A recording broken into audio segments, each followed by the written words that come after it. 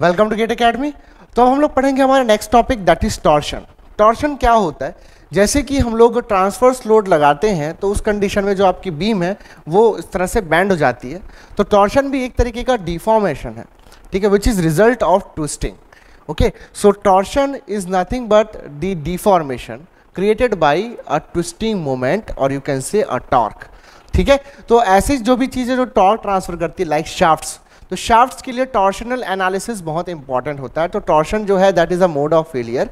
ठीक है, अगर आप बहुत ज़्यादा किसी चीज़ में टॉर्शन क्रिएट करते हो, बहुत ज़्यादा टॉर्क लगाते हो, ज़्यादा उसको ट्विस्ट करते हो, so it will break at the end. Okay, तो हम लोगों को इसी चीज़ के बारे में डिस्कशन करना है कि जब हम लोग किसी चीज़ में टॉर्क लगाते हैं, ठीक है, तो उस कंडीशन में उसमें किस तरह से स्ट्रेसेस जो है वो सेटअप होते हैं, ठीक है, और क्या क्या चीज़ें होती है। तो इस चीज़ को एनालाइज करने के लिए एक इक्वेशन का हम लोग इस्तेमाल करते हैं which is known as torsional equation. ठीक है, टॉर्शन इक्वेशन।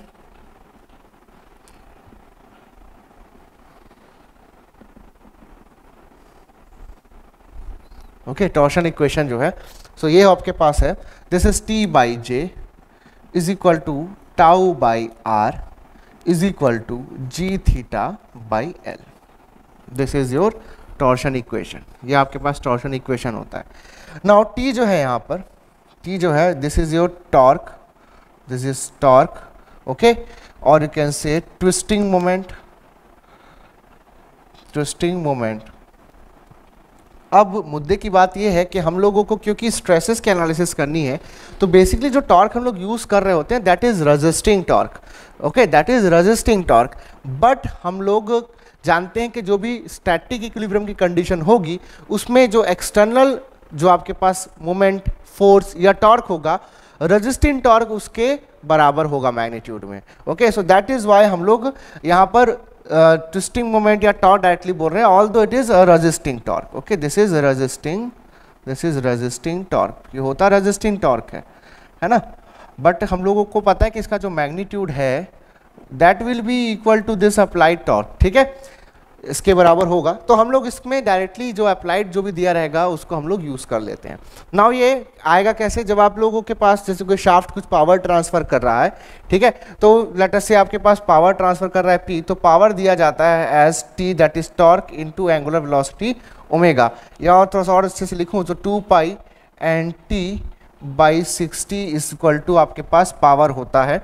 तो लेट अस से आपके पास कोई शाफ्ट है जो कि P अमाउंट ऑफ पावर जो है at a particular speed n revolutions per minute, ये क्या है आपके पास? रिवॉल्यूशंस पर मिनट है। इस फॉर्मूले को आप इस तरह से भी लिख सकते हो 2 pi ns into T. ns यहाँ पर rps है, that is revolutions per second, also known as hertz, hz। ठीक है, हर्ट्ज। ठीक है, तो आपके पास इस फॉर्मूले से आपको बोला जाएगा कि कोई शाफ्ट है जो कि इतना पावर ट्रांसफर कर रहा है इतने स्पीड पे, तो at that particular speed for that particular power there will be a particular value of torque. तो यहाँ से आप लोग जो टॉर्क की वैल्यू है वो निकाल सकते हो। ठीक है, तो कितना टॉर्क उसमें आ रहा है शाफ्ट में ये आपको पता चल जाएगा। टॉर्क या ट्विस्टिंग मोमेंट जिसको कहते हैं, कितना आ रहा है पता चल जाएगा।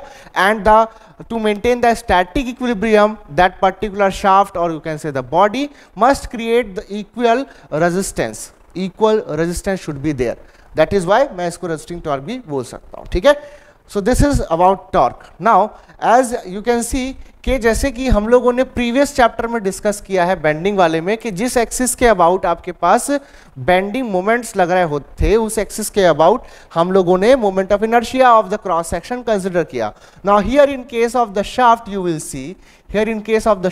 Will see that you are applying a twisting moment and twisting moment is being acting about the longitudinal axis of the shaft. This is longitudinal axis, this is longitudinal axis. Okay, so the twisting moment is acting along the longitudinal axis. So in that situation moment of inertia किसके along लिया जाएगा, किसके about लिया जाएगा? longitudinal axis के about लिया जाएगा। Now this is the cross section, and the longitudinal axis is perpendicular to the cross section just like a pole. So this longitudinal axis is known as polar axis of cross section. Now you have to calculate the moment of inertia about a polar axis. That's why you will be needing another moment of inertia which is about this polar axis. So the moment of inertia about the polar axis is known as polar moment of inertia. Polar moment of inertia. Okay, polar moment of inertia.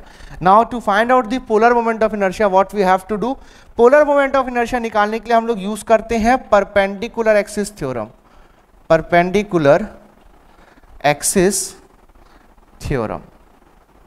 ठीक है, अब जैसे कि देखो आपके पास इस तरह से एक सर्कुलर प्लेन है ना, सर्कुलर प्लेन है, तो ये हो गया जैसे कि x डायरेक्शन, तो ये जो क्रॉस सेक्शन है बेटा ये क्या हो जाएगा, ये x डायरेक्शन, तो ये y डायरेक्शन, और ये हो गया आपके पास z डायरेक्शन, तो y direction z direction. So y and z directions are making this cross sectional plane which is yz plane. ये कौन सा प्लेन है बेटा, ये है बेटा yz प्लेन. ठीक है, ये yz प्लेन है, तो yz प्लेन में आपका क्या लाई करता है, ये आपका क्रॉस सेक्शन. अभी फिलहाल के जो रेफरेंस सिस्टम मैं फॉलो कर रहा हूं उसके अकॉर्डिंग, यहाँ आप इसको चेंज भी कर सकते हो, आप इसको लिख सकते हो कि ये z है, ये x है, y है, ऐसा कुछ भी लिख सकते हो. रेफरेंस कैसा भी एग्जाम में दिया जा सकता है.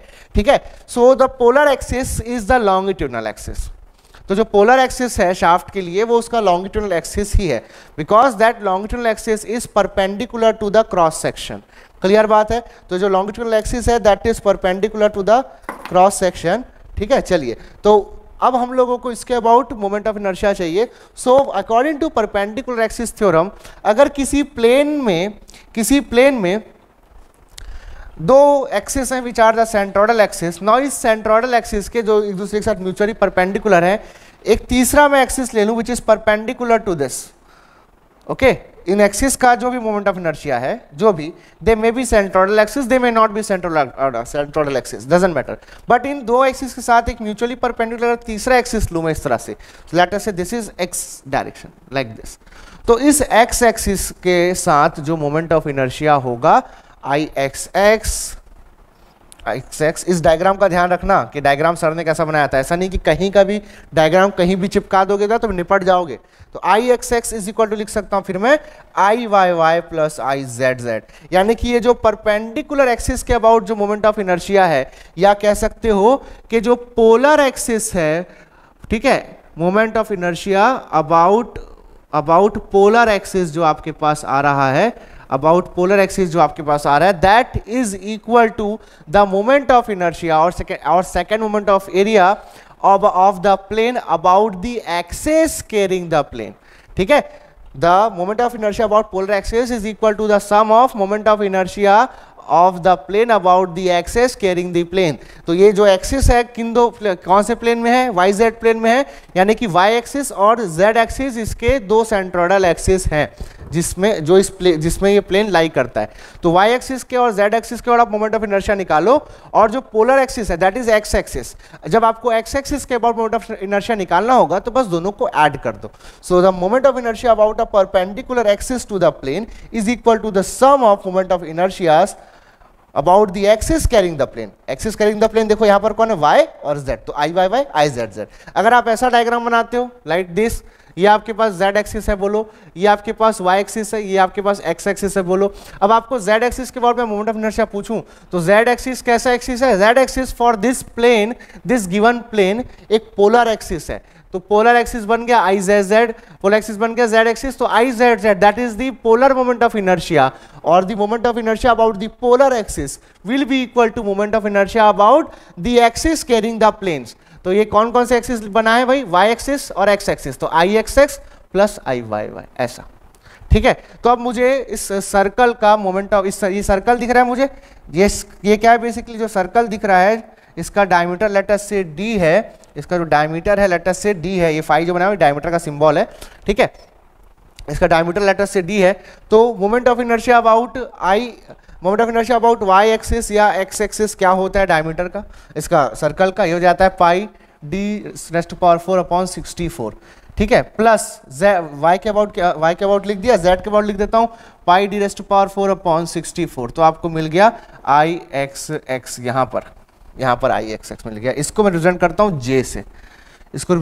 J से, J is representation for polar MOI, polar moment of inertia, of plane, ठीक है, polar moment of inertia of plane मिल गया आप लोगों को। तो ये हो जाएगा आपके पास pi D raised power 4 upon 32, pi D raised power 4 upon 32, ठीक है। और इसको आप ऐसे भी लिख सकते हो, डायमीटर क्या हो जाएगा 2 टाइम्स ऑफ रेडियस हो जाएगा, ठीक है। तो ये जाएगा आप लोगों के पास 2r रेस्ट टू पावर 4 हो जाएगा 16r rest to power 4 upon 32 जाएगा pi by 2 r raised to power 4, है ना। ये भी आपके पास जे का फॉर्मूला है, ठीक है। अगर मान लो कि शाफ्ट जो है वो हॉलो हो, for hollow shaft, this for hollow shaft अगर लिखूं, अगर शाफ्ट मान लो आपके पास हॉलो हो, तो उस कंडीशन में बेटा उसके 2 रेडियस हो जाएंगे या 2 डायमीटर हो जाएंगे कह लो। एक आपके पास आउटर डायमीटर हो जाएगा इस तरह से D1 और एक हो जाएगा इनर डायमीटर इस तरह से आपके पास D2, ठीक है। तो उस केस में आपके पास जो J आएगा that is pi by 32 okay into D1 raised to power 4 minus D2 raised to power 4, this is for hollow, है ना। और इसको आप ऐसे लिख सकते हो for solid, this is for solid shaft. तो सॉलिड शाफ्ट के लिए प्रॉपर एक सर्कल मिलेगा आपको D डायमीटर का, ठीक है। और उसके लिए आपको एक आप लोग इस तरह से हॉलो सेक्शन आप लोग को देखने को मिलेगा। तो फॉर सॉलिड शाफ्ट ये मिला आपको पाई by 32 into D raised power 4 और पाई by 32 D1 rest power 4 minus D2 rest power 4, this is for hollow, ठीक है। सो ये हुआ आपके पास पोलर मोमेंट ऑफ इनर्शिया का मतलब, ठीक है। नाउ अब क्या होता है देखना, जब आप लोग नेक्स्ट टर्म की बात करते हैं दैट इज टाउ, तो जब आप लोग इस पे ट्विस्टिंग लगाते हो लाइक दिस, इसमें ट्विस्टिंग लगाते हो, so this plane wants to turn along with the applied torque. जो टॉर्क आपने अप्लाई किया उसके ही साथ साथ आगे जाने की, रोटेट होने की कोशिश करता है। और इसके जो पीछे वाला प्लेन है, just because they are having bonds attraction forces, that is why जो इसके पीछे वाला प्लेन है, जस्ट एडजेसेंट जो प्लेन है, the adjacent plane will apply resistance that will not allow it to move. तो ये क्या करता है, अपोजिट डायरेक्शन में एक टॉर्क क्रिएट करता है, रेजिस्टिंग टॉर्क क्रिएट करता है। And due to this resistance, ये जो टॉर्क है कैसा लग रहा है, ये जो टॉर्क है इसको अगर आप देखना चाहो तो टॉर्क जो है दैट इज लाइक कि एक, अगर आप इसको ऐसा देखना चाहो तो इस तरह से भी समझ सकते हो। तो ये इस क्रॉस सेक्शन में इस तरह से फोर्स लग रहे होंगे। तो जब ये टॉर्क अप्लाई होगा तो इसको रेजिस्ट करने के लिए हर एक पॉइंट से ये जो सेक्शन है ये रेजिस्टेंस जो है ऑफर करेगा। And these resisting forces will be tangential with the surface and they will be acting such that they will be creating an opposite sense of rotation। इस तरह से यहाँ पर पैदा होंगे कि ये opposite sense of rotation यहाँ पर देंगे। आई बात समझ में क्या? उस हिसाब से हम लोगों को जब रेजिस्टिंग फोर्सेस मिलेंगे तो ऑब्वियस सी बात है शियर स्ट्रेस सेटअप होगा। तो जब भी दो प्लेन एक दूसरे के रिलेटिवली मूव करने की कोशिश करेंगे there will be shear stress. So tangentially एक दूसरे को टच करते हुए इस तरह से एक दूसरे के अगेंस्ट मूव होने की कोशिश कर रहे हैं। So here you have applied a clockwise torque. So this clockwise torque will want to turn this particular section in clockwise direction, but ये ऐसा कर नहीं पाएगा। ओके ये ऐसा कर नहीं पाएगा पूरी तरह से, मतलब एक्चुअली ये डिफॉर्म तो होगा लेकिन इन जनरल बात कर रहा हूँ। तो इसको जब आपने टॉर्क लगाया तो इस लगाए गए टॉर्क को इसको मूव कराने की कोशिश की इसने क्लॉकवाइज डायरेक्शन में, ये मटेरियल उसको रेजिस्ट करेगा। So it will set up a resisting torque. Okay and due to that resisting torque एक शियर स्ट्रेस सेटअप होगा। That shear stress is known as torsional shear stress. Okay torsional shear stress, क्योंकि जब आपने इसमें torsion create करने की कोशिश की तब ये आया। टॉर्शन को हिंदी में ऐंठन बोलते हैं। जैसे हम लोग कपड़े को धोने के बाद इस तरह से उसको ट्विस्ट करते हैं उसके एक्सिस के अलाउंग तो वो ऐंठ जाता है, तो जो ऐंठन बोलते हैं that is called torsion in English. Torsion बोलते हैं उसको इंग्लिश में, ठीक है। मोड़ना यानी कि बेंड करना और ऐंठना दैट इज ट्विस्ट करना, ठीक है। तो ट्विस्ट करना और ये जो डिफॉर्मेशन उसको टॉर्शन बोलते हैं। तो torsion is nothing but deformation created by the external twisting moments, ठीक है। ये हो गया आपके पास। तो जो शियर स्ट्रेस आएगा that is known as torsional shear stress. तो यहाँ जो टाउ है, यहाँ ये जो टाउ है this is known as torsional shear stress. Torsional shear stress, ठीक है, टॉर्शनल शियर स्ट्रेस। नाउ जैसे कि मैं यहाँ पर इस शाफ्ट के क्रॉस सेक्शन में एक सॉलिड शाफ्ट लेता हूँ, एक सॉलिड शाफ्ट लेता हूँ, जैसे कि मैं इस तरह से सॉलिड शाफ्ट लेता हूँ और यहाँ पर मैं ये इसका सेंटर है शाफ्ट का, ये शाफ्ट का सेंटर, इस शाफ्ट के सेंटर से मैं इस तरह से एक एलिमेंटल रिंग लेता हूँ मैं, ठीक है। एक एलिमेंटल रिंग ले लेता हूँ इसमें इस तरह से। इस एलिमेंटल रिंग की जो थिकनेस है वो आपके पास लेटर से dr है और ये किसी r रेडियस पर मौजूद है। तो यहाँ इस लोकेशन के लिख पाऊंगा मैं t/j is equal to tau by small r। तो देखो एक जो आपने शाफ्ट ले ली, चाहे वो हॉलो चाहे सॉलिड हो, उसका एक particular polar moment of inertia आ जाएगा इस फॉर्मूले से, अगर सॉलिड है तो इस फॉर्मूले से, ठीक है। उस पर एक पर्टिकुलर पावर ट्रांसफर कर रहे होगे आप एक पर्टिकुलर स्पीड पे, तो एक पर्टिकुलर वैल्यू ऑफ टॉर्क होगा, ठीक है। तो यहां से आप लिख सकते हो उस कंडीशन में tau is equal to t/j multiply by r, t/j multiply by r। So this t/j is constant, right? So from this equation you can see that जो torsional shear stress है that is varying, it varies linearly with respect to radius। तो जैसे जैसे आप radial direction में आगे बढ़ते जाते हो, जो टॉर्शनल शियर स्ट्रेस है वो बढ़ता चला जाता है, ठीक है। तो जैसे कि आपने इसको इस डायरेक्शन में ट्विस्ट करने की कोशिश की तो इस तरफ शियर स्ट्रेस आएगा, ठीक है, इस तरफ से शियर स्ट्रेस आप लोग को देखने को मिल जाएगा लाइक दिस। तो it will be 0 at the centre, क्योंकि r पे डायरेक्टली डिपेंड करता है, तो सेंटर पे r इक्वल टू 0 पे टाउ क्या हो जाएगा बेटा, टॉर्शनल शियर स्ट्रेस 0 हो जाएगा। और जो आउटर रेडियस है r, इस पे आप लोगों का टाउ क्या होगा, मैक्सिमम होगा, ठीक है।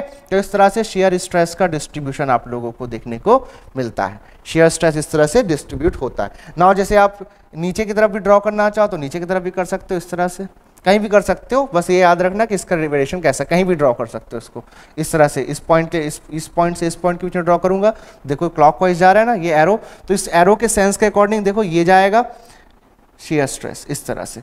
आप इसको यहाँ पर भी शो कर सकते, कहीं पर भी शो कर सकते थे, at every location, at any radial plane. आप एक भी रेडियल प्लेन ऐसा कट करो, ड्रॉ कर दो, कोई दिक्कत नहीं है, ठीक है। सो 0 to r ये लीनियरली वेरी करेगा फ्रॉम 0 to r। तो सेंटर पे 0 शियर स्ट्रेस आएगा और आउटर सरफेस पे मैक्सिमम शियर स्ट्रेस आएगा, ठीक है। ये आपका बताता है ये वाला रिलेशनशिप।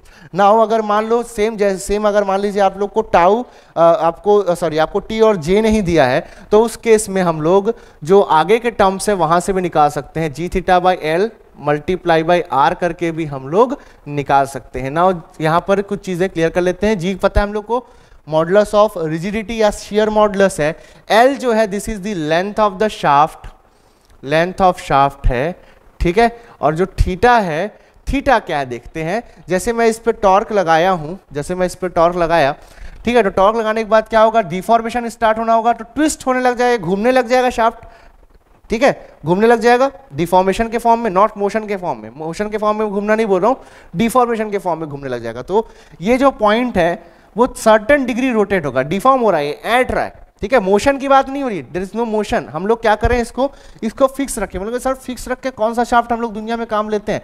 तो ये हम लोग शाफ्ट के स्टैटिक फेलियर को जज करने के लिए ऐसा कर रहे हैं कि अंडर अ स्टैटिक लोड किस लोड पे फेल होता है। तो ये सब एनालिसिस में काम आता है, that is very broad discussion, उसकी भी आपको नीड नहीं है, ठीक है।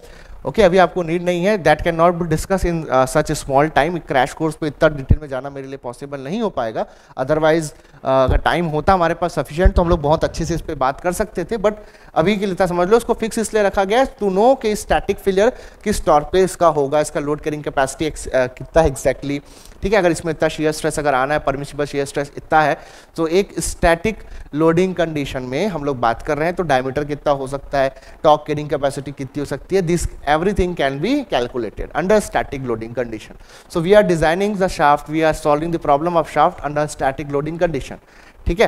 तो एक शाफ्ट को अगर आप एक शाफ्ट देखो क्या है, इसको ऐसे समझ सकते हो, अगर दोनों एंड से शाफ्ट रोटेट हो रहा है, सो उस कंडीशन में उसमें जो स्ट्रेसेस आ रहे होंगे दे विल बी लेस, ठीक है, दिल भी लेस। लेकिन अगर आप एक एंड से उसको रिजिडली फिक्स कर दो ना, जितना पावर आप पहले दे रहे थे उतना ही दो, तो अब उस केस में ये एंड तो फिक्स हो गया। तो अब इस केस में जो डिफॉर्मेशन आएगा शाफ्ट में, जैसे कि सिंपल सा एकदम कॉमन सेंस है, देखो जैसे कि देखो ये वाला पेन इसमें ऐसा मूव कर सकता है ना, अभी इस वाला जो पेन है ये मूव कर सकता है इसका।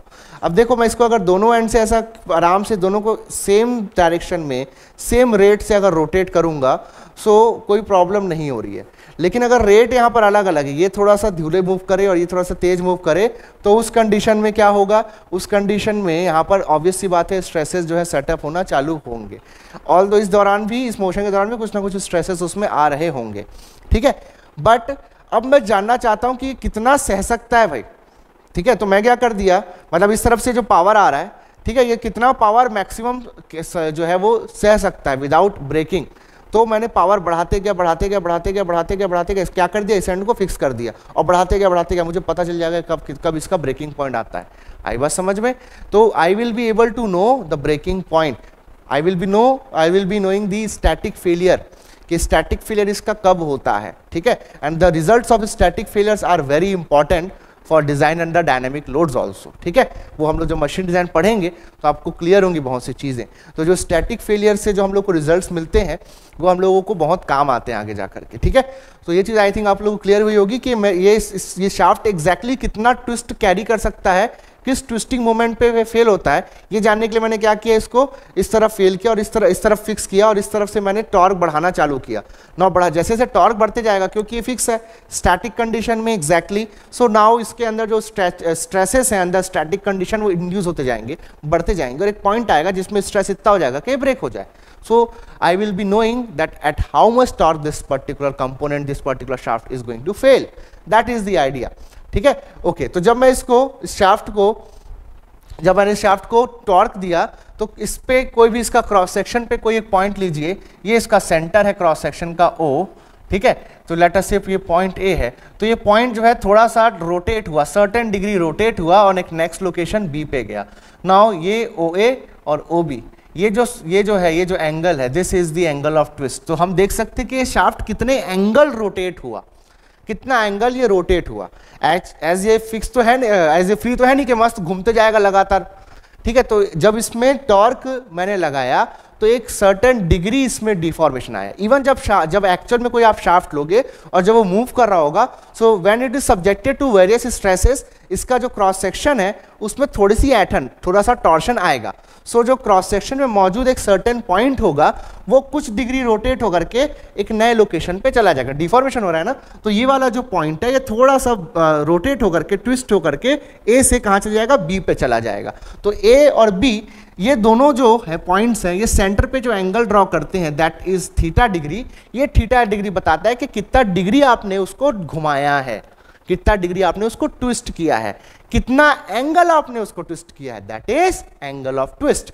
तो आप जब टॉर्क लगा रहे हो तो during the power transmission how much degrees, how much radians the shaft has been twisted is the angle of twist. और एंगल ऑफ ट्विस्ट को इन जनरल जब यहां यूज करते हैं, this is angle of twist, और जब यहां use करते हैं बेटा तो इसको रेडियन में हम लोग यूज करते हैं, ठीक है।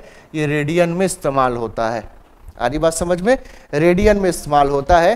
तो आपको हो सकता है क्वेश्चन में कभी आपको डिग्री वगैरह में दे दिया हो, लेकिन आपको यूज हमेशा इसको रेडियन में करना होगा, ठीक है। तो रेडियन में इसको यूज करते हैं g थीटा बाई l, ठीक है।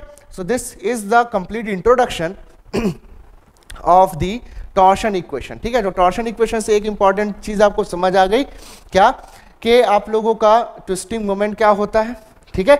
आप लोगों को जो सेक्शन मॉडुलस, सॉरी जो पोलर मोमेंट ऑफ इनर्शिया वो क्या होता है, एंगल ऑफ ट्विस्ट क्या होता है, आपको यहां से समझ आ गया। नाउ एक चीज ध्यान देते हैं आप, है ना। अब यहां से सॉलिड शाफ्ट की बात करते हैं, ठीक है। सॉलिड शाफ्ट के लिए तो सॉलिड शाफ्ट का डायमीटर d है, मान लीजिए कैपिटल डी स्मॉल डी, जैसा भी रोटेट कर, जैसा भी आपको डिनोट करना है, मैं जैसे कि अभी कैपिटल डी लिख दिया ऐसे, ठीक है। उसमें कुछ भी टॉर्क आ रहा है या फिर आपको पावर ट्रांसमिशन एक्सेट्रा दिया गया है, तो इसके लिए लगाता हूं मैं T/J is equal to tau by R, ठीक है। R देखिए क्या होता है, आउटर रेडियस होता है। R यहाँ पर क्या, आउटर रेडियस।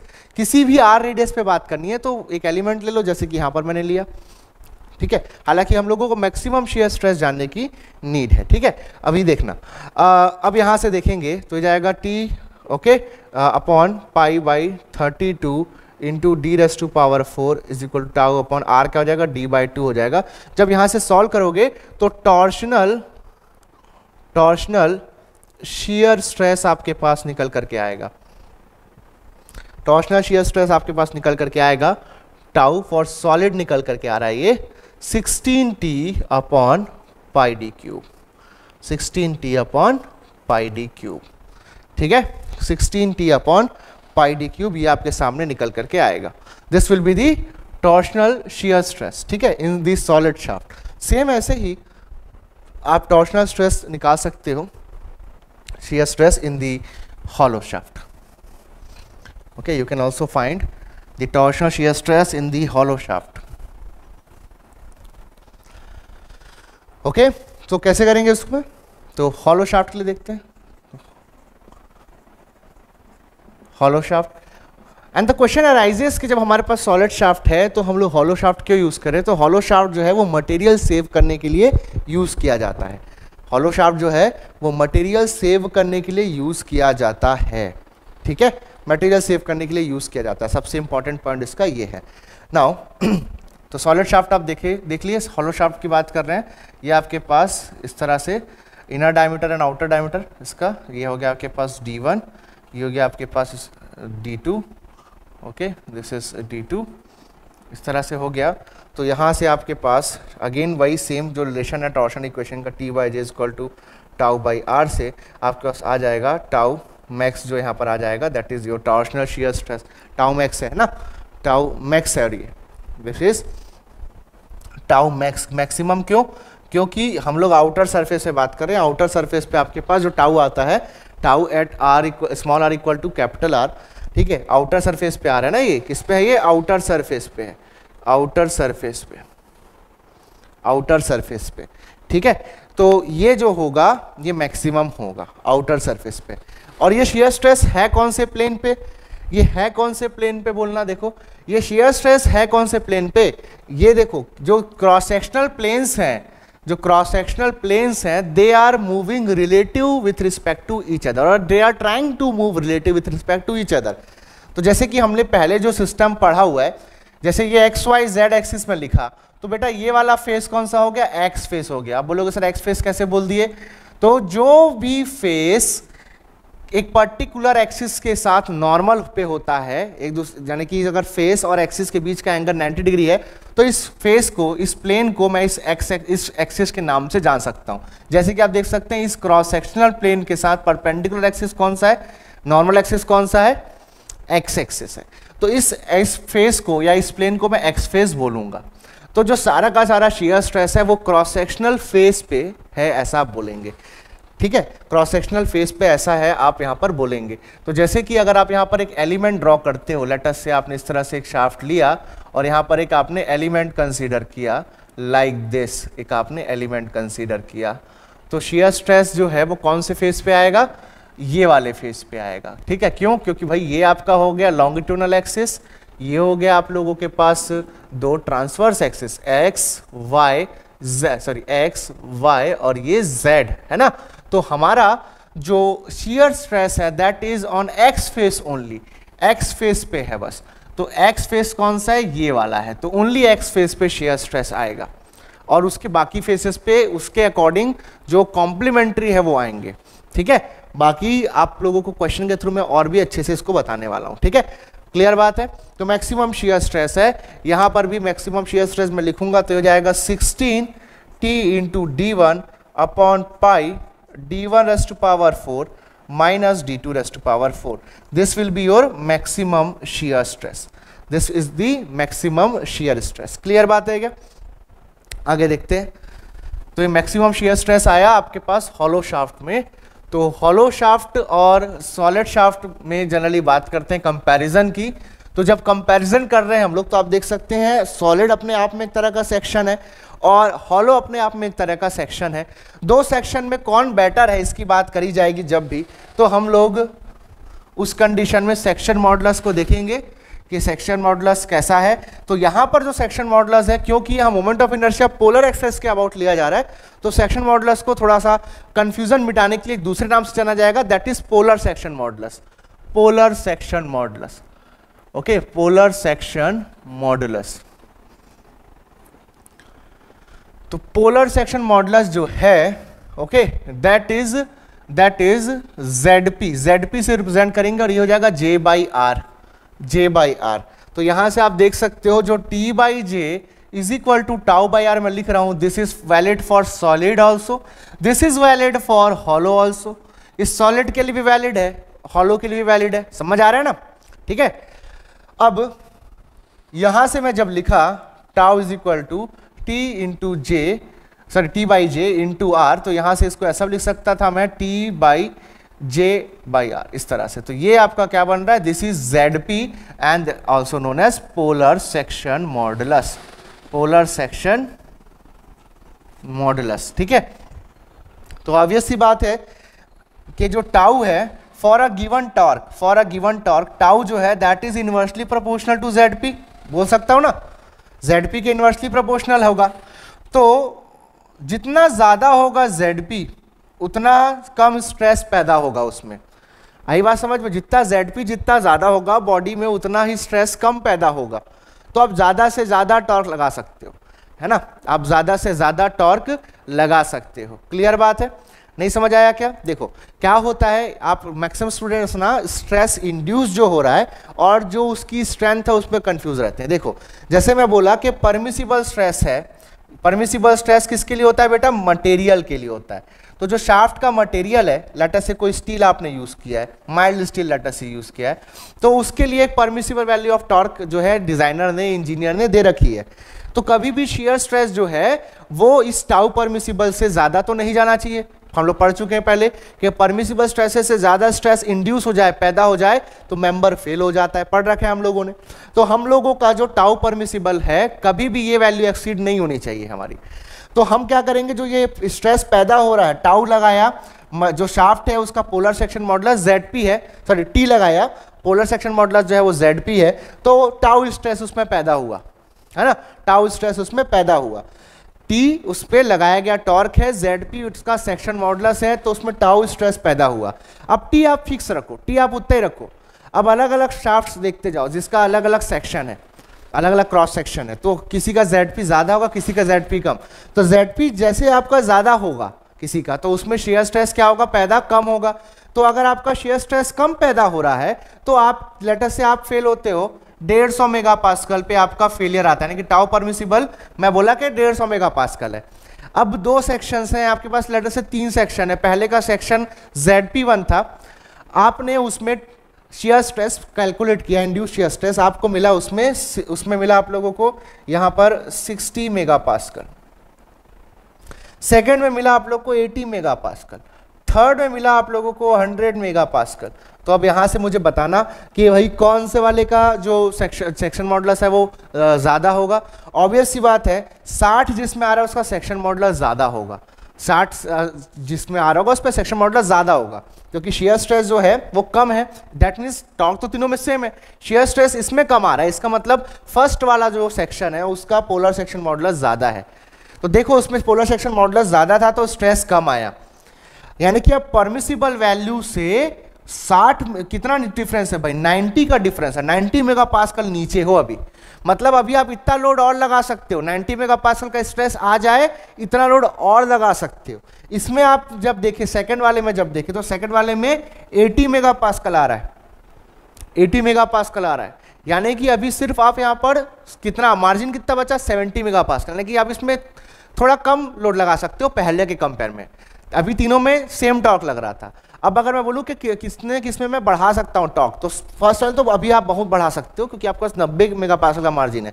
सेकंड में कितने का मार्जिन है, 70 मेगा पास्कल का मार्जिन, तब उसके अकॉर्डिंग बढ़ा सकते हो टॉर्क उसमें। थर्ड वाले में सिर्फ 50 का मार्जिन है, ठीक है, और इसका सेक्शन मॉडुलस कम है, तो आप अभी टॉर्क और ज्यादा नहीं लगा सकते। तो डेफिनेटली क्या इससे क्या देखने को मिल रहा है कि इसमें ये ज्यादा टॉर्क सह सकता था, लग भले तीनों में भी सेम रहा है, लेकिन सह कौन ज्यादा सकता था, पहला वाला, क्योंकि पहले वाला स्ट्रॉन्ग सेक्शन है, उसका ZP ज्यादा है, तो पहला वाला जो शाफ्ट है वो ज्यादा टॉर्क सह सकता है।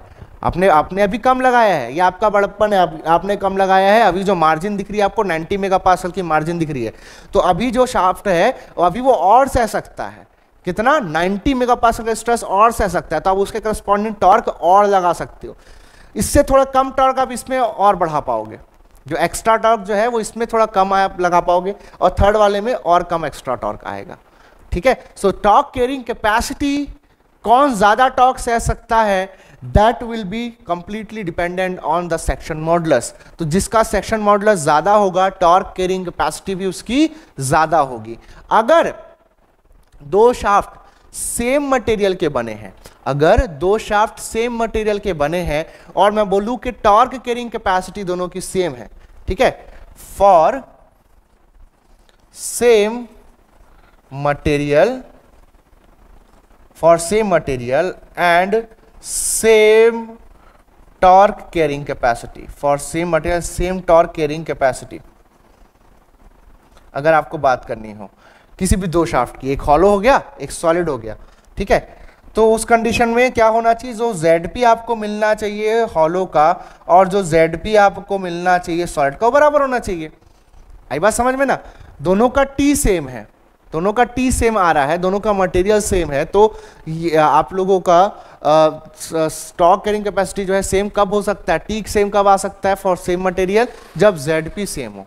कैसे बोला मैं ऐसा भाई, टाउ जो है आपका जैसे T बाई ZP ऐसा बोला मैं, ठीक है, T दोनों का सेम आ रहा है। अगर दोनों का मटेरियल डिफरेंट हो गया तो दोनों का परमिसिबल स्ट्रेस का वैल्यू चेंज हो जाएगा, ठीक है। जो आपके पास टॉर्क कैरिंग कैपेसिटी आती है, टॉर्क कितना टॉर्क सह सकता है कैसे बता सकता हूं, देखो ध्यान से देखना, torque carrying capacity TCC, torque carrying capacity क्या होता है, जो मैक्सिमम टॉर्क ये झेल सकता है, just like the ultimate moment of resistance in the previous chapter. तो जो अधिक से अधिक मोमेंट वो झेल सकता था, वैसे अधिक से अधिक टॉर्क जो है झेल सकता है। टॉर्क कैरिंग कैपेसिटी जो है ना, वो कितनी है यहाँ पर, इसकी T मैक्स यहाँ पर कितना आ सकता है, इसकी बात किया मैं। तो ये हो जाएगा आपके पास T max, torque carrying capacity कितनी आ सकती है, दैट इज टाउ परमिसिबल, जो मटेरियल के लिए परमिसिबल स्ट्रेस है, टॉर्क उतना ही लगा सकते हो कि मटेरियल में जो शियर स्ट्रेस है वो परमिसिबल शियर स्ट्रेस से ज्यादा ना पहुंच जाए। तो tau permissible multiply by ZP, तो जो भी आपका शाफ्ट है उसका पर्टिकुलर एक ZP होगा J/R करके, और उसके मटेरियल का पर्टिकुलर टाउ परमिसिबल होगा। तो दोनों को मल्टीप्लाई करने पर आपको परमिसिबल टॉर्क जो है वो, सॉरी, जो आपका टॉर्क कैरिंग कैपेसिटी है वो मिल जाएगी। तो इससे ज़्यादा टॉर्क आप लगाओगे तो क्या होगा, इससे ज़्यादा टॉर्क लगाने पे जो शियर स्ट्रेस आ रहा है, इंड्यूस शियर स्ट्रेस, वो इस परमिसिबल स्ट्रेस से ज़्यादा हो जाएगा और शाफ्ट आपका ब्रेक हो जाएगा। आ रही क्या बात समझ में? तो ना हमारा जो टॉर्क कैरिंग कैपेसिटी है that depends on the material and the section. So अगर टॉर्क का, अगर मैं बोल रहा हूँ कि टॉर्क कैरिंग कैपेसिटी दो शाफ्ट्स की सेम है, हॉलो और सॉलिड की सेम है, और दोनों का मटेरियल सेम है, so tau permissible will be same for both. So अगर T max for hollow and T max for solid मुझे बराबर करना है, so this will be the condition, that is the polar section modulus of the hollow and the solid must be same, ठीक है, यहां से आया। नाउ ऐसा हो सकता है कि मान लीजिए दोनों का वेट सेम है, दोनों का मटेरियल सेम है, दोनों का वेट सेम है, दोनों का मटेरियल सेम है, दोनों का वेट सेम है, तो उस कंडीशन में क्या होगा, दोनों का मटेरियल सेम है, दोनों का वेट सेम है, तो उस कंडीशन में क्या होगा। सो वेट की बात करते हैं जब, for same weight of hollow and solid shaft, okay, for same weight of solid and hollow shaft, ठीक है, for same weight of solid and hollow shaft, ठीक है। तो उस कंडीशन में वेट बराबर है, तो हम लोग लेंथ को भी बाय डिफॉल्ट बराबर मानते हैं। सो उसका वेट अगर मैं बराबर है बोल रहा हूँ, तो प्रीवियस डिस्कशन याद होगा आप लोगों को, प्रीवियस जो हम लोगों ने बीम का एक प्रॉब्लम देखा हुआ था, ठीक है, लास्ट चैप्टर में, तो मैं बताया जैसे कि वेट की बात कर रहा हूँ, वेट ऑफ हॉलो और अगर वेट ऑफ सॉलिड बराबर है, मटेरियल सेम है, मटेरियल एंड लेंथ जो है वो भी सेम है, एंड लेंथ कैसा है, मटेरियल लेंथ दोनों क्या हो जा रहे हैं, सेम हो जा रहे हैं। तो यहां पर आप देखोगे क्या होगा, वेट क्या होता है भाई, rho into G into area of hollow into length, ठीक है, सॉलिड के लिए क्या हो जाएगा, rho into G into area of cross section of solid shaft into length. तो ये कट गया, लेंथ कट गया, क्या होना चाहिए, जो एरिया ऑफ हॉलो शाफ्ट और क्रॉस सेक्शन एरिया ऑफ जो सॉलिड शाफ्ट है, both must be equal. So for same weight जो है, दोनों का क्रॉस सेक्शन एरिया बराबर आना चाहिए। तो क्रॉस सेक्शन एरिया क्या है आपके पास, π/4, okay, d1 raise to power 4, sorry d1 square, sorry moment of inertia का आदत हो गया था अभी, है ना, तो d1 square minus d2 square is equal to π/4 d square. Pi by four आपका कट गया, तो डी स्क्वायर आ रहा है आपके पास d1² माइनस d2² करके इस तरह से आ रहा है। ठीक है, आपको outer diameter inner diameter, outer diameter inner diameter हो गया, और जो आपके पास सॉलिड शाफ्ट का और हॉलो शाफ्ट का जो डायमीटर है उसके बीच रिलेशंस दिए गए होंगे। ठीक है, जो रिलेशन उनके बीच दिए गए जाते हैं हमेशा क्वेश्चन जब यहाँ से आएगा तो रिलेशनशिप्स आपको दिए जाएंगे। अब ध्यान देना, आपका वेट बराबर है ना, यहाँ पर वेट बराबर है, तो इस कंडीशन में आप लोगों को आपने क्या क्या फाइंड कर लिया, जो भी डायमेंशंस हैं इस रिलेशनशिप से फाइंड आउट कर लिया आपने, d1 d2 आपके पास आ गया। तो उस कंडीशन में आप देखोगे कि जो ZP, मैं सीधा आपको फाइनल बता रहा हूँ, आप कंपेयर कर लेना कभी भी, ZP जो आएगा आपके पास हॉलो का, है ना, या आप कह लीजिए जो पोलर सेक्शन मॉडुलस आएगा आपके पास हॉलो का, that will be definitely greater than ZP of the solid. तो फॉर सेम वेट आप लोग फाइनली प्रूव भी कर सकते हो, मैं इसमें टाइम नहीं दे रहा हूं ज़्यादा, आप लोग प्रूव भी कर सकते हो कि जो ZP आएगा for the hollow shaft will be higher than the ZP of the solid shaft. तो अगर वेट सेम हो तो फॉर सेम वेट जो हॉलो शाफ्ट होता है वो स्ट्रांग होता है as compare to the solid shaft. Okay, so for same wait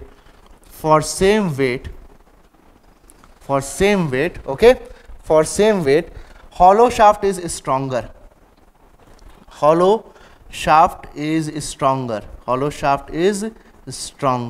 आ रही क्या बात समझ में?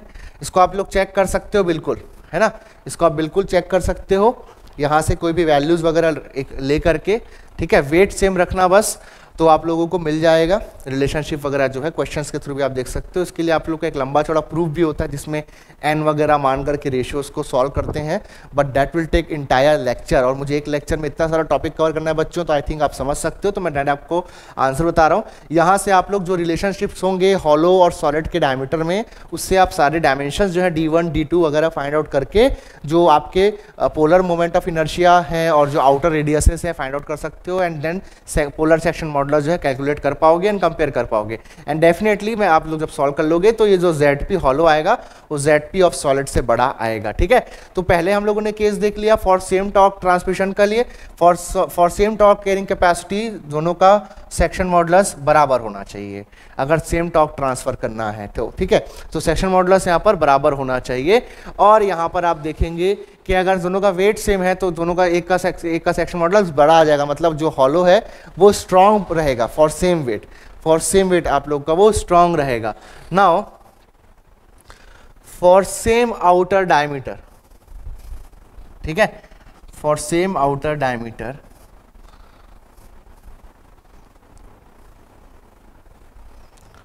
लास्ट आपके पास इसमें इस सीरीज में, मतलब ये हॉलो और शाफ्ट वाले, for same outer diameter, for same outer, okay, for same outer diameter. ठीक है, फॉर सेम आउटर डायमीटर किससे बात करते हैं तो यहीं से समझ आ जाएगा। देखो, फॉर सेम आउटर डायमीटर मतलब D और जो D1 है वो दोनों बराबर है ना, D और जो D1 है वो बराबर है। D आपका सॉलिड शाफ्ट का डायमीटर है और ये हॉलो शाफ्ट का आउटर डायमीटर, दोनों बराबर है, तो area of cross section obvious सी बात है कम हो जाएगा। पोलर सेक्शन मॉडुलस जैसे कि देखते हो आप, यहाँ पर आपके पास आ जाएगा पाई बाई यहाँ पर आ जाएगा आपके पास pi by 32 okay into d⁻⁴, यहाँ आ जाएगा आपके पास j ऑफ सॉलिड, है ना, और हॉलो के लिए क्या आएगा आपके पास, आ जाएगा आपके पास pi by 32 okay d1⁻⁴ minus d2⁻⁴, और ये d1 और d2 तो बराबर है, तो यहाँ पर आप d1 में d2⁻⁴ माइनस कर रहे हो, तो ऑब्वियस सी बात है जो आपके पास jh है वो छोटा आएगा js से, है ना। d और d1 तो बराबर है ना, यहाँ पर कुछ माइनस नहीं किया आपने, लेकिन यहाँ पर आपने d2⁻⁴ माइनस किया है, तो ऑब्वियस सी बात है jh जो है वो छोटा आएगा js से।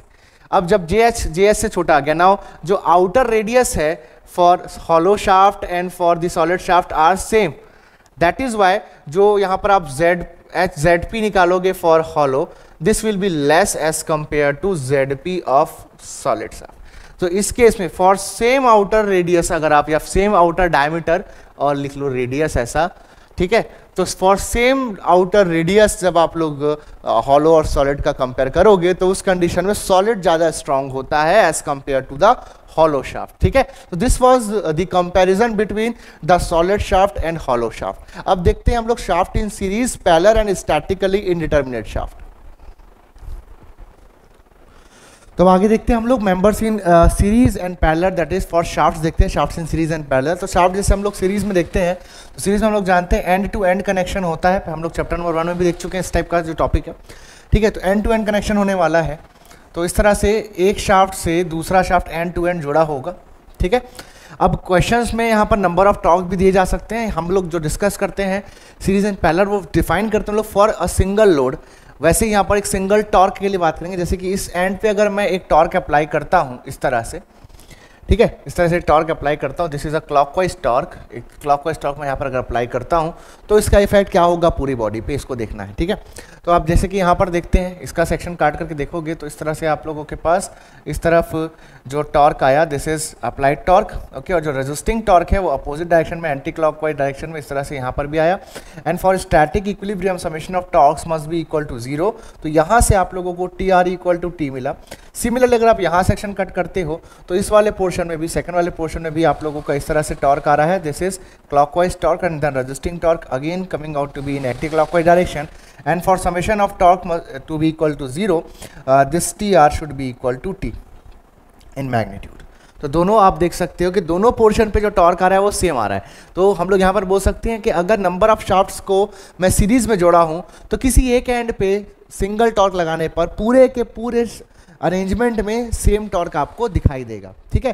नाउ इसका जो पोलर सेक्शन मॉडुलस है लटस से, इस सेक्शन का आप लोगों के पास J1 है, इसका J2 है। मटेरियल लटस से G1 है, इसका G2 है, ठीक है। इस तरह से इसका जो लेंथ है लटस से आप लोगों के पास, इसका लेंथ L1 है और इसका लेंथ इस तरह से L2 है। तो इस तरह से हो गया। तो नाउ क्योंकि इसमें सर्टेन टॉर्क लग रहा है, ठीक है, इसमें सर्टेन टॉर्क लग रहा है, तो ये जो एंगल है this is θ2 and this is θ1। जो एंगल ऑफ ट्विस्ट आपको फर्स्ट और सेकंड में मिल रहा है, इसमें आपको मिल रहा है θ1, ठीक है। किस डायरेक्शन मिलेगा? क्लॉकवाइज। और इसमें भी कैसा मिलेगा? क्लॉकवाइज, ठीक है। θ1 इस तरफ, तो θ2 इस तरफ। तो दोनों में आपको अलग अलग एंगल ऑफ ट्विस्ट जो कि है वो दिखाई देंगे। तो दोनों में जो डिफॉर्मेशन हुआ वो थोड़ा अलग अलग हुआ है ना, थोड़ा अलग अलग हुआ, और दोनों का मैग्नीट्यूड जो है θ1 और θ2 है ना। जो फ्री एंड है इसका, ये वाला जो एंड है, ये वाला जो एंड है, इस पे आप लोगों को फाइनली जो एंगल ऑफ ट्विस्ट है वो दिखाई देगा। तो कुछ एंगल ये रोटेट हुआ है ना, प्लस कुछ एंगल ये रोटेट हुआ, तो दोनों आपस में ऐड हो गए। अगर मान लीजिए कि ये दोनों अपोजिट होते तब भी हम दोनों को ऐड करते, बट ऐड करते समय हम लोग साइन का भी ख्याल रखते, यानी कि हम लोग अलजेब्रिक समेशन करते। तो हम हमेशा के लिए मान लेते हैं कि हमको अलजेब्रिक समेशन करना है, तो इस एंड पे हम लोग को जो थीटा दिखेगा दैट इज थीटा टोटल, और यू कैन से theta net, okay, this will be the algebraic sum of all the thetas of n number of members। तो n नंबर ऑफ मेंबर के लिए जितना आप लोगों का थीटा मिल रहा है सबको विद साइन जोड़ दो।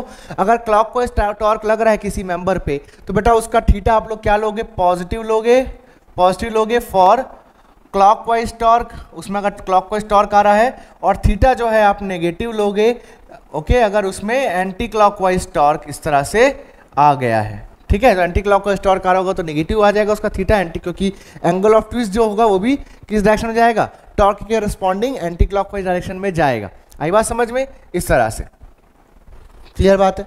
सो थीटा क्लॉकवाइज के लिए पॉजिटिव और एंटी क्लॉकवाइज के लिए नेगेटिव। तो टोटल आप देखोगे हर किसी में अलग अलग एंगल ऑफ ट्विस्ट आया।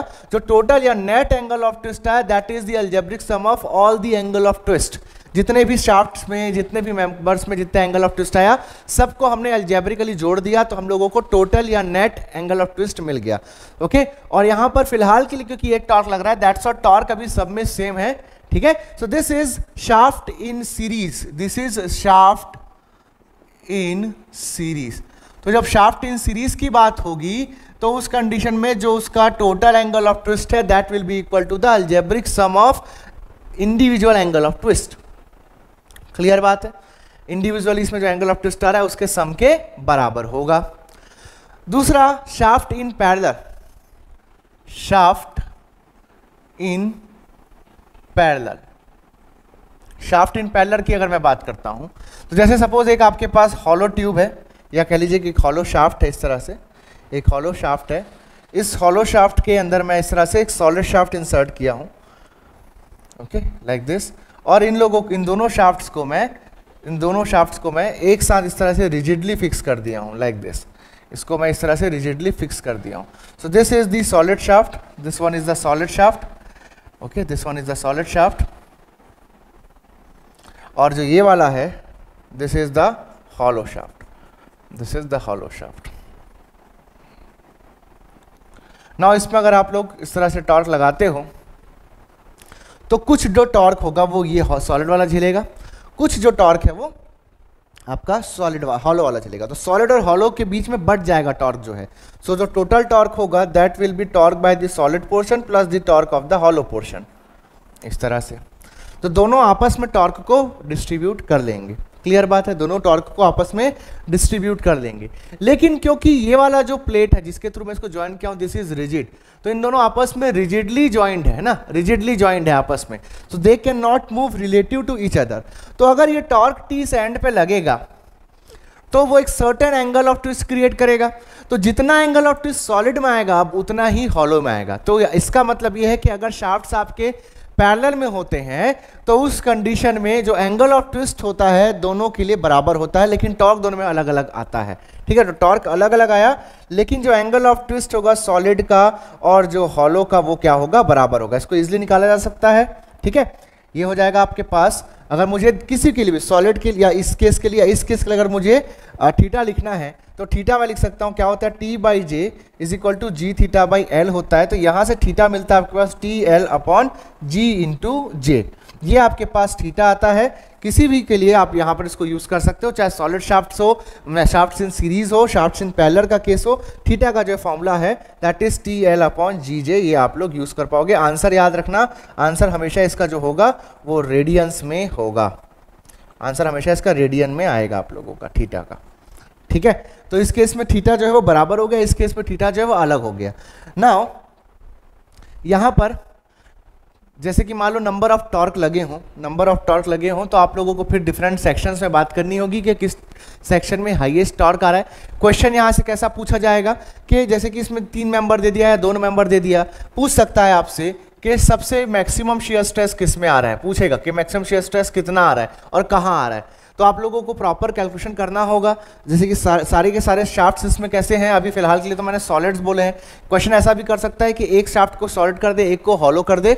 तो सिंपल आप लोग T by J is equal to tau by R, यानी कि सॉलिड के लिए बोलूँ तो tau is equal to 16 T upon pi D cube, और जो हॉलो वाला पोर्शन है उसके लिए tau H is equal to 16 T into D one upon pi d1 raised to power 4 minus d2 raised to power 4। इसके help से आप लोग चेक करोगे, टॉर्क देखोगे कि जो टॉर्क है किस मेंबर में कितना टॉर्क आ रहा है।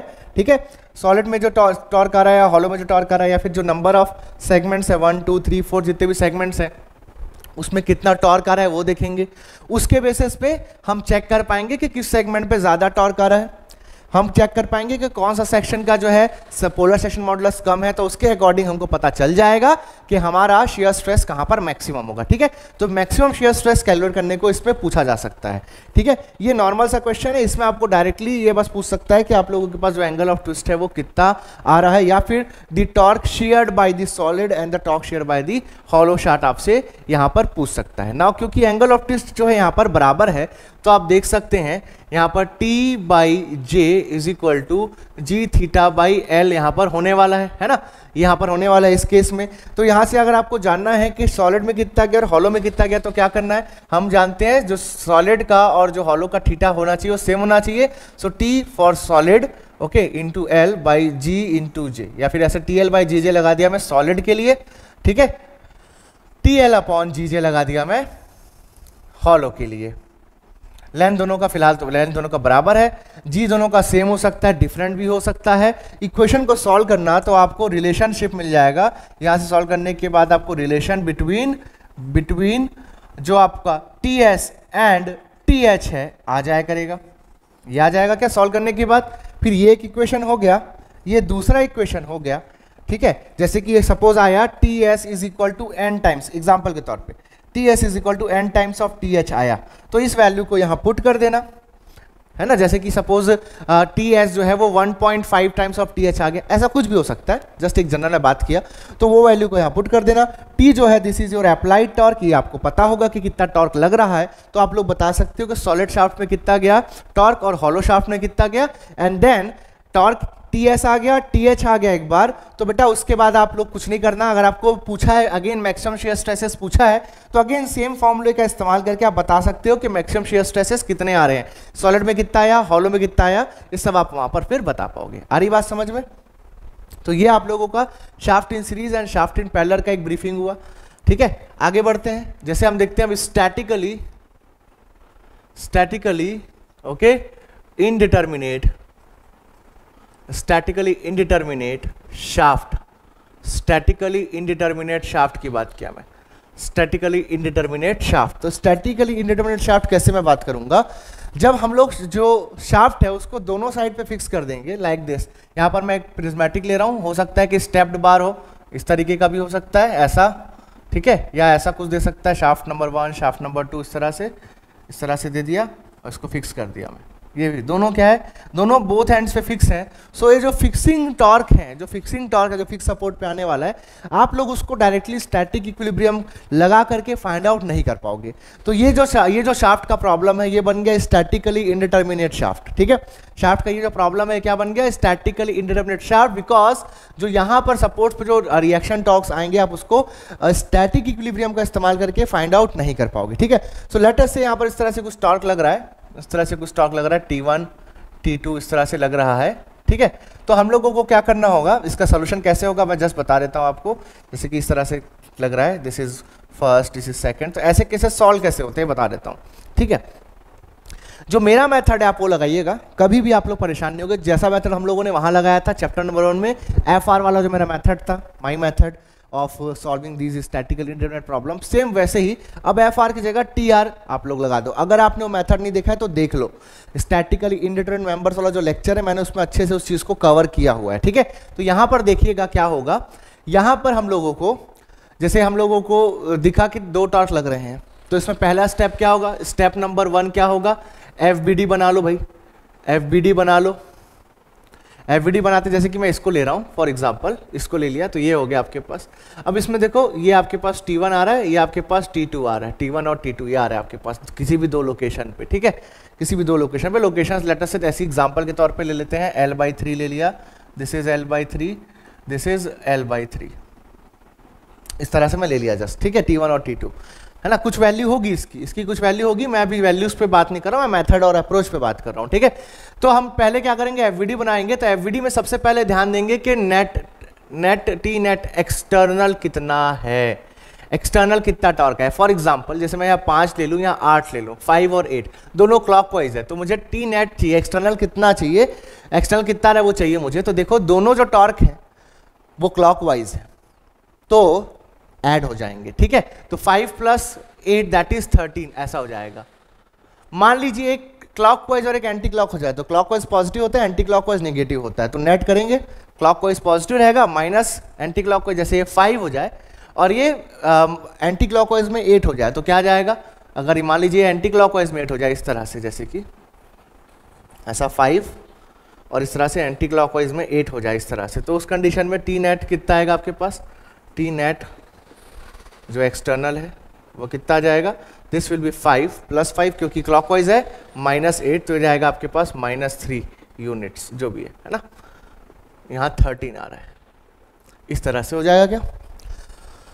अब देखना, अब जो नेट टॉर्क आया यहाँ पर कैसा है, देखो यहाँ प्लस में है, प्लस है मतलब नेट टॉर्क भी कैसा है, नेट टॉर्क यहाँ पर कैसा है, नेट टॉर्क यहाँ पर क्लॉकवाइज है, ये नेट टॉर्क है T नेट जो है एक्सटर्नल टॉर्क, दिस इज 13, और यहाँ पर कैसा है देखो माइनस है, मतलब जो नेट टॉर्क आ रहा है इसमें मुझे नहीं पता कहाँ सेट कर रहा है, मैं जस्ट शो कर रहा हूँ कि ये है आपके पास, दिस इज T नेट = 3, देखो ये एंटी क्लॉकवाइज है ना, तो एंटी क्लॉकवाइज डायरेक्शन मैंने यहाँ शो कर दिया।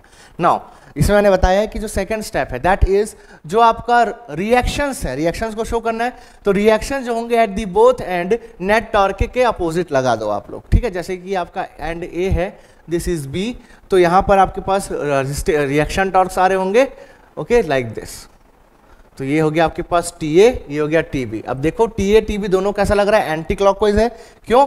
क्योंकि यहाँ टी नेट जो है वो क्लॉकवाइज है, तो जो भी टी नेट का डायरेक्शन आ रहा है उसके अपोजिट दोनों सपोर्ट्स पे आप लोग रिएक्शन ड्रॉ करोगे। So the reaction will be reactions, the directions of the reactions will be opposite to the net torque. ठीक है, जो दो रिएक्शंस है दोनों का डायरेक्शन नेट टॉर्क के अपोजिट आएगा। तो नेट टॉर्क क्योंकि आपका फर्स्ट वाले डायग्राम में देख सकते हो क्लॉकवाइज है, तो देख सकते हो दोनों सपोर्ट्स पे, दोनों फिक्स सपोर्ट्स जो थे उसके जगह मैंने जब फ्री बॉडी डायग्राम ड्रॉ किया तो मैंने एक एंटी क्लॉकवाइज टॉर्क वहां पर शो किया है। ठीक है, सेम वैसे यहां सेकंड वाले एग्जांपल में देख सकते हो आप, जो नेट टॉर्क है क्योंकि वो एंटी क्लॉकवाइज है, सो जो रेजिस्टिंग टॉर्क आएगा, सर जो रेजिस्टिंग टॉर्क आएगा that will be clockwise. This is T A, this is T B. तो ये पहला स्टेप आपका फ्री बॉडी डायग्राम बनाने का कंप्लीट हुआ। सेकंड स्टेप में आप क्या करिएगा, सेकंड स्टेप में क्या करना है, अब सेकंड स्टेप में इसको सॉल्व करने की कोशिश करते हैं। अब तो एज हमको तो पता है, मैंने बता दिया है, क्योंकि कि हमारा ये जो प्रॉब्लम है ना ये एक स्टैटिकली इनडिटर्मिनेट प्रॉब्लम है, बट फिर भी हमको इक्वेशंस तो लगाने हैं, तो चलो लगा के देखते हैं। तो समेशन ऑफ टॉर्क्स करेंगे इक्वल टू 0। तो इसमें जितने टॉर्क हैं उसको, जैसे कि मैं इसके रिफरेंस में बात करता हूँ, अभी इस वाले के रिफरेंस में बात करता हूँ, ठीक है, इस वाले के रिफरेंस से बात करता हूँ, तो क्या आ जाएगा, T A plus T B is equal to 13, ऐसा आ जाएगा। इस वाले के रेफरेंस से बात किया तो सेकंड वाले के लिए ऐसा, सेकंड के लिए लिख दे रहा हूँ, ये हो जाएगा आपके पास T A plus T B, okay, T A plus T B is equal to 3 आ जाएगा। सॉल्व करके देख लेना, है ना, T A plus T B equal to 3 आ जाएगा। T A plus T B जो है दैट इज क्लॉकवाइज, -3 होता है एंटी क्लॉकवाइज के चक्कर में, उधर 0 है, तो -3 को उधर ट्रांसफर करूंगा तो +3 हो जाएगा। तो ये आ गया आपके पास 2 इक्वेशन। अब इसके बाद और कोई तरीका नहीं है सॉल्व करने का। सो अब देख सकते हो स्टैटिक इक्विलिब्रियम यहाँ पर मैं नहीं लगा सकता, मतलब यूज कर लिया पूरा और सोल्यूशन नहीं आया मेरे पास, टी ए टी बी नहीं आया मेरे पास, वैल्यूज नहीं आई है। तो नेक्स्ट अब थर्ड स्टेप जो है वो मैं यूज करूंगा, स्टेप नंबर 3। स्टेप 3 में क्या करूंगा मैं, स्टेप 3 में अब मैं कंपैटिबिलिटी इक्वेशन लगाऊंगा।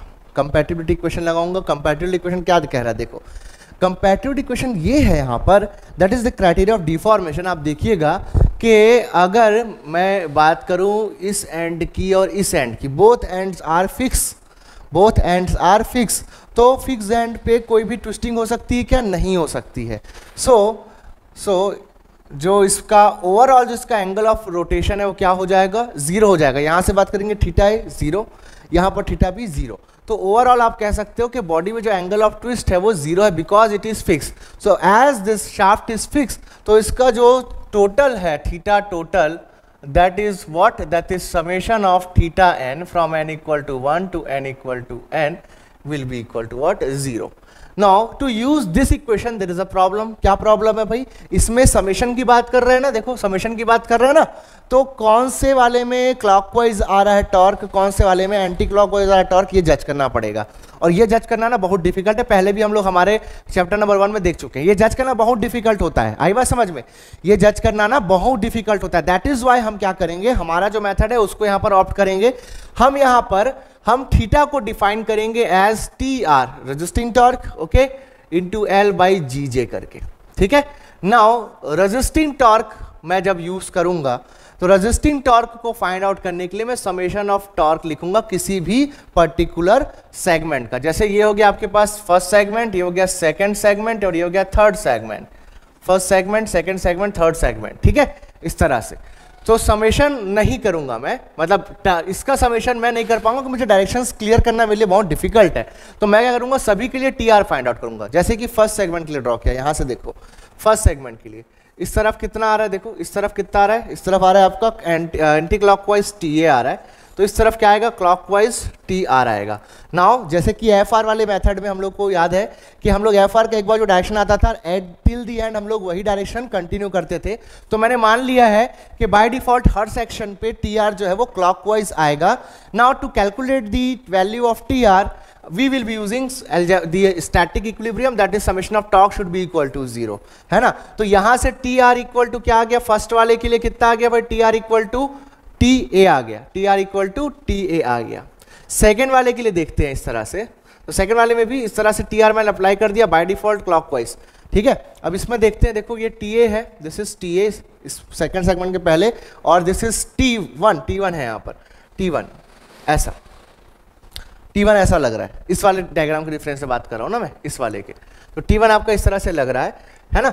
अब summation of torque is equal to 0 होना चाहिए, तो आ जाएगा आपके पास TR plus T1 minus TA is equal to 0, तो TR आ गया आपके पास TA माइनस T1, इस तरह से। सेम ऐसा ही थर्ड वालों के लिए कर देंगे हम लोग।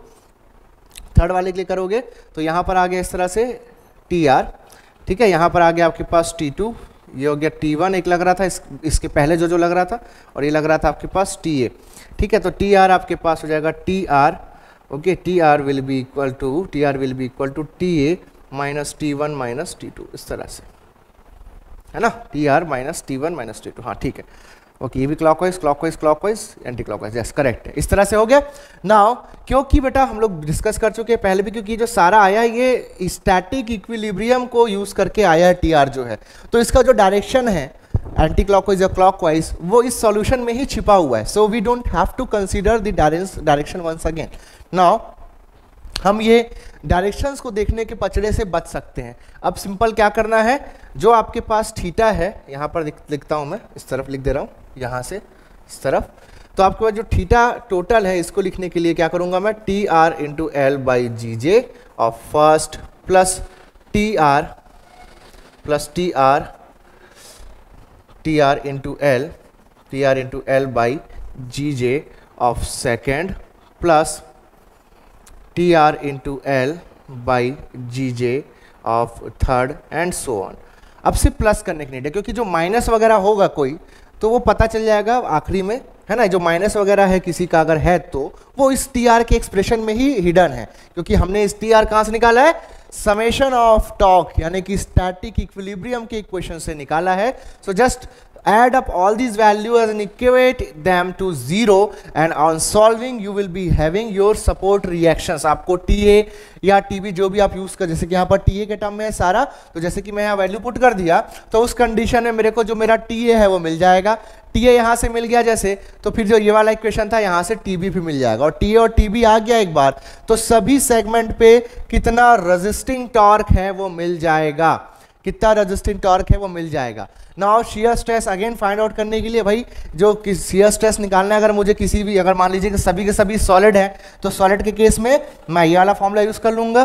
जैसे मुझे पता करना है कि सेकंड नंबर वाले यानी कि बीच वाले सेगमेंट में कितना, बीच वाले शाफ्ट में कितना शियर स्ट्रेस आ रहा है, तो मैं बस देखूंगा कि बीच वाले शाफ्ट में कितना टॉर्क आया, दैट इज रेजिस्टिंग टॉर्क। देखना, याद रखना, सेकेंड सेगमेंट में जो टॉर्क आएगा उसका मैग्नीट्यूड जो है और रेजिस्टिंग टॉर्क का जो मैग्नीट्यूड है वो बराबर होने वाला है। आई बात समझ में? तो सेकंड सेगमेंट में जो आपने रेजिस्टिंग टॉर्क लिया है, सेकंड सेगमेंट में आपने जो रेजिस्टिंग टॉर्क लिया है वही रेजिस्टिंग टॉर्क का वैल्यू आप इस फॉर्मूले में पुट कर दो, आपको क्या मिल जाएगा, उस सेगमेंट का, उस सेकंड सेगमेंट का आपको शियर स्ट्रेस मिल जाएगा। ठीक है, so this T is equal to TR, ये जो T हम लोग यूज करते हैं इज इक्वल टू TR। वैसे तो हम लोगों को हमेशा TR की बात करनी चाहिए क्योंकि हम लोग शियर स्ट्रेस की बात कर रहे हैं, और स्ट्रेस जो होता है that is due to resistance, तो हम लोग जैसे कि हम लोग हमेशा पढ़ते हैं शियर स्ट्रेस की नॉर्मल स्ट्रेस लिख लूं तो ये होता है आपके पास resisting force per unit area FR/A, but FR जो होता है वो हमेशा एक्सटर्नल लोड के बराबर होता है, तो इसलिए P/A लिख देते हैं।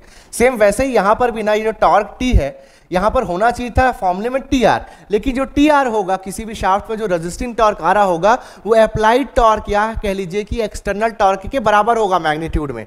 दैट इज वाई वहां पर हम लोग हमेशा T लिखते हैं फॉर कन्वीनियंस। ठीक है, बट होता वो एक्चुअल में किसका वैल्यू है, शाफ्ट के रेजिस्टिंग टॉर्क का, बिकॉज शियर स्ट्रेस निकाल रहे हैं ना, तो शियर स्ट्रेस कभी भी रेजिस्टेंस के कारण आता है। दैट इज वाई लिखना TR चाहिए, बट कन्वीनियंट रखने के लिए चीजों को हम लोग वहां पर T टॉर्क जो है वो लिखते हैं। ठीक है, तो इस तरह से फिर आप इसको इजीली सॉल्व कर पाओगे, कैसा भी प्रॉब्लम हो, ठीक है, कैसा भी इसमें दे रखा हो आप लोग इजीली बना पाओगे। ठीक है, क्लियर बात है ये सब। तो ये बहुत इंपॉर्टेंट है आप लोगों के शाफ्ट्स के लिए, जो मैंने 3 चीजें आप लोगों को बताई। आई होप आपको मेथड समझ आया होगा। जो स्टैटिकली इंडिटरमिनेट पे हम लोगों ने बात करी उसके लिए ये मेथड आपको क्लियर रखना है। अगर आपने मेरा पहला वाला लेक्चर देखा है स्टार्टिंग का, जो हम लोगों ने सिंपल स्ट्रेस स्ट्रेन में स्टैटिकली इंडिटरमिनेट मेंबर्स की बात की है, अगर आपने वो देखा है ना तो ये बहुत अच्छे से समझ आ गया होगा, क्योंकि पूरा का पूरा प्रोसीजर सेम है, बस वहां फोर्स होता था, यहाँ टॉर्क है, वहां फोर्स होता था, यहाँ टॉर्क है, वहां PL/A होता था, यहाँ पर TL/GJ है। आई बात समझ में? वहां PL/A होता था, यहाँ TL/GJ है। बस लॉजिक पूरा सेम है। हम लोग सेक्शन काटेंगे, फर्स्ट टाइम जो सेक्शन काटे और उसके हिसाब से जो आपको टीआर दिखा वही टीआर मैं हर जगह बाय डिफॉल्ट कंसीडर करूंगा और अलजेब्रिक सम करते जाऊंगा हर एक सेगमेंट के लिए।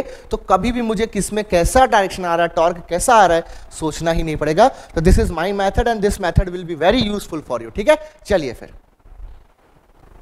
तो अब एट द एंड हम लोग देख लेते हैं दो छोटे छोटे डेफिनेशंस हैं, that is torsional rigidity and stiffness. So it is just like the axial rigidity और दी फ्लेक्सर रिजिडिटी, ये भी ऐसा ही है। तो जैसे कि हम लोगों ने देखा था एक्सियल रिजिडिटी की बात करें तो ए इंटू ए होता है, ए इंटू ए क्या हो जाता है आपके पास एक्सियल रिजिडिटी। ओके, तो ई जो है वो मटेरियल की प्रॉपर्टी है। ठीक है, अंडर एक्सियल लोडिंग हम लोग जब नॉर्मल स्ट्रेसेस वगैरह की बात करते हैं तो वहाँ पर हम लोगों को ये काम में आता है। ठीक है, नॉर्मल स्ट्रेसेस और स्ट्रेन के बीच में जब हुक्स लॉ देखते हैं तो हम लोग को यंग्स मॉडुलस मिलता है। Okay, so under axial loading हम लोग के लिए ई बहुत काम का है। और जब एक्सियल लोडिंग कर रहे होंगे तो जो क्रॉस सेक्शन एरिया होगा, okay, that is very important. So हम लोग ये देखते हैं A into E, that is our axial rigidity. Same वैसी बेंडिंग के केस में ई इंटू आई देखते हैं हम लोग, ये हो जाता है आपके पास फ्लेक्सर रिजिडिटी।